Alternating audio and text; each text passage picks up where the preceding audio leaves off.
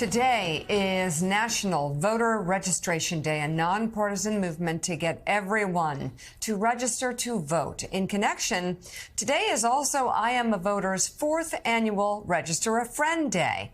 The organization's co-founder, Mandana Dayani, joined us yesterday to discuss the importance of this day.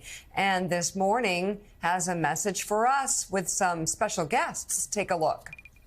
Hello everyone, we are here to celebrate National Voter Registration Day, and I am here with two very special friends who are going to talk about why this matters. You know, your vote is your voice, and that is one of the ways that we all can exercise our power. What's critical is you have to be registered to vote in order to vote. So please register to vote, register as soon and as early as possible, and stay engaged, and thank you for your leadership. And the best and easiest way to do it is go to vote.gov, and you can do it right now, and you can register. And after you register, tell all your friends and all your family. Everybody. Let's do this today. All right.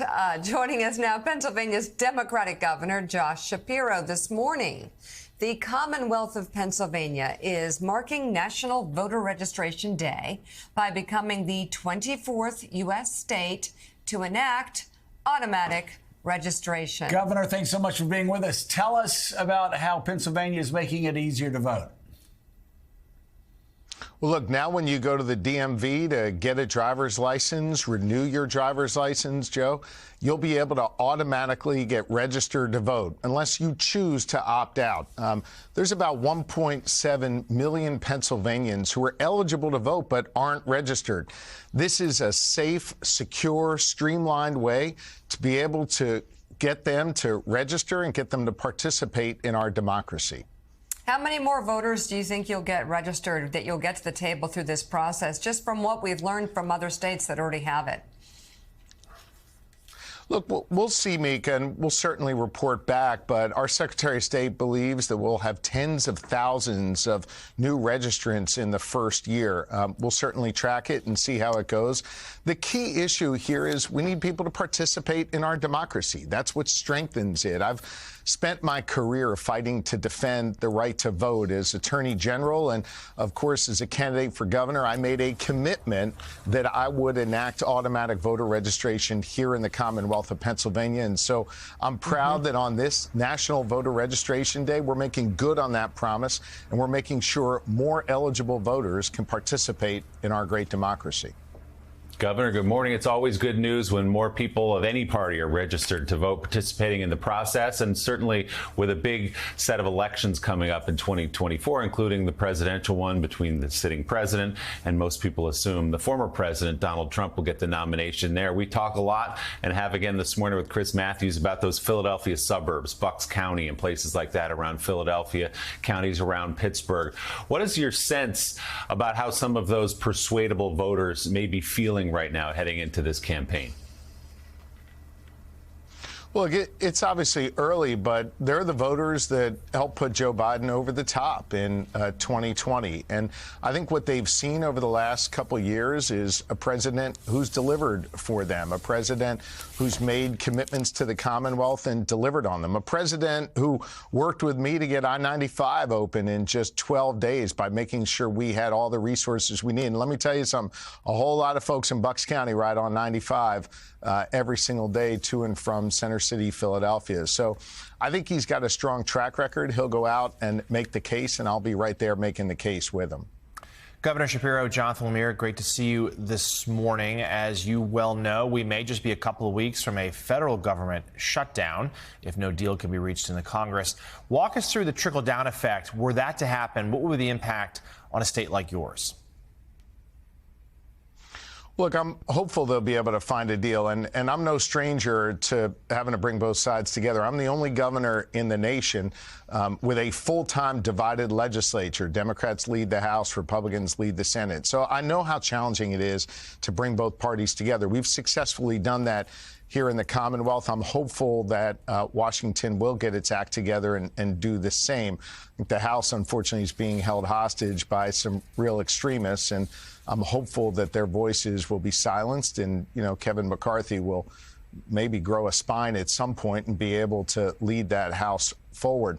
If they fail to meet their obligations to the states, it'll be really devastating for us. It'll mean folks who rely on the federal government for all kinds of services, from mental health to, children who need extra supports to public safety, that those things won't be funded. It's going to put an incredible burden on the states, perhaps not in the first few days, but as time goes on, it'll really make it difficult for states to be able to do the work that we need to do. Now, fortunately, here in the Commonwealth of Pennsylvania, we're in strong financial shape. We'll be able to weather the storm maybe a little longer than other states. But the bottom line here is the extremists in the House need to moderate and recognize that they're there to serve the good people of this nation, get their acts together, stop pursuing an extreme agenda, and just do their darn jobs.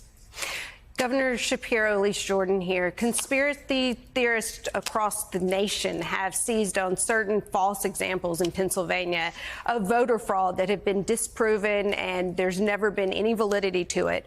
But can you talk about how the automatic voter registration is a first step in creating a process that voters can trust? Well, look, Elise, I'm no stranger to those conspiracy theories. I went to court more than 40 times as Attorney General to beat back those conspiracy theorists in the 2020 election who were trying to thwart the will of the people of Pennsylvania. And by the way, Elise, won every single time, and we protected the will of the people. Automatic voter registration is a streamlined, safe, and secure way to make sure only eligible voters get to participate in our process.